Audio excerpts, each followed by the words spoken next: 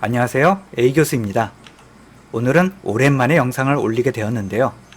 첫째 아들에 이어 둘째 아들의 10년에 걸친 임상시험 결과를 말씀드리고자 합니다. 결론부터 말씀드리면 지난번 99%에 더해서 충치는 99.5% 예방이 가능하다는 것입니다. 지난 영상에서 첫째 아들 유치에 충치가 거의 생기지 않았던 것을 말씀드렸습니다. 하지만 치아 사이 충치가 꽤 진행된 것을 발견했습니다.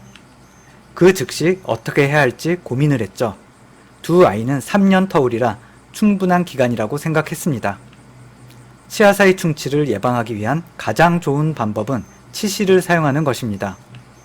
요즘은 오른쪽 사진과 같이 손잡이 달린 일회용 치실도 있어서 편리해졌죠. 이렇게 어린이용 치실도 나오긴 합니다만 애들한테 사용하는 게 여간 귀찮은 게 아니죠. 사실 귀찮은 것보다도 치실로 인해 잇몸이 아프다고 난리 발광을 해서 힘듭니다. 그래서 치실을 안 쓰도록 임상시험 설계를 하였습니다. 즉, 첫째 아들 유치의 치아 사이 충치를 발견하자마자 둘째 아들 칫솔질법을 바꾸었습니다. 그렇게 해서 치아 사이 충치가 안 생겼다면 새로운 칫솔질법이 효과가 있다는 것이고요. 그래도 충치가 생겼다면 효과가 없던 것이니 유치에도 치실을 써야 된다는 결론이 나옵니다. 과연 어떤 결론이 나왔을까요? 오른쪽 둘째 아이의 유치도 약간의 얼룩 빼고는 충치가 없는 것을 볼 수 있습니다. 특히 치아 사이 충치를 꼼꼼히 살펴봤는데요. 보시다시피 어금니 치아 사이 충치가 전혀 생기지 않았습니다. 바꾼 칫솔질법이 효과적이었다는 것이죠. 그렇다면 무슨 차이가 있었을까요? 우선 지난번 공개했던 칫솔질법 복습입니다. 사용한 칫솔은 저렴한 전동 칫솔이었죠. 지금은 성인용으로 바꾸어 사용 중입니다만 충전이 귀찮아서 여전히 건전지용을 씁니다. 치약은 아무거나 써도 괜찮다고 말씀드렸는데요. 혹시나 하여 불소가 함유된 치약 위주로 썼습니다. 이제 가장 중요한 칫솔질 방법입니다. 앞니는 사이사이가 취약 부분이라 위아래로 닦아야 하는 것 기억하시죠? 특히 안쪽을 더 신경 써서 닦아야 한다는 것. 치석이 잘 생기는 아래 앞니의 안쪽을 신경 써야겠고요. 지금까지는 지난번 말씀드린 것과 대동소이하죠. 한 가지 추가하자면 위 어금니 바깥쪽에도 침이 나오는 구멍이 있어서 치석이 잘 생긴다는 점입니다. 마지막이 가장 큰 차이점입니다. 어금니 씹는 면을 이렇게 닦으라고 알려드렸었습니다. 사실 어린이가 좌우로 닦기 힘들어서 편의상 그렇게 칫솔질을 가르칩니다.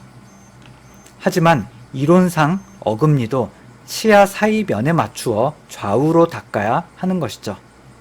영상으로 보시겠습니다. 원래 방법은 이렇게 바깥쪽과 안쪽을 돌리면서 닦고 씹는 면은 앞뒤로 닦죠. 하지만 제가 바꾼 방법은 바깥쪽과 안쪽은 똑같이 돌려서 닦지만 씹는 면도 좌우로 닦는 것입니다. 이런 식으로요. 이 방법이 쉽지 않기 때문에 더더욱 부모가 닦아줘야 하는 것입니다. 그러나 문제점이 있기는 합니다. 칫솔질을 남이 해주니 혼자서 이 닦기 싫어하더라고요. 처음엔 나이 먹으면 칫솔질 해주는 것을 거부할까봐 걱정했는데 쓸데없는 걱정이었습니다. 지금 첫째가 중2인데 이 닦아주세요 외치면 바로 가서 이를 닦아줘야 합니다.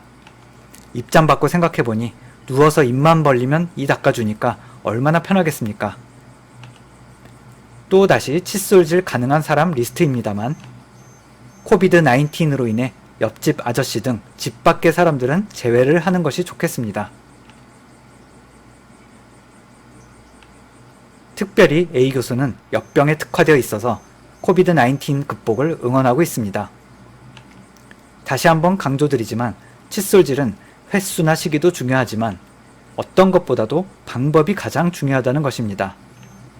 둘째의 유치 또한 보시다시피 잘 모았고요. 3D 프린터로 성인 두개골을 작게 뽑은 다음 치아를 갈아냈습니다.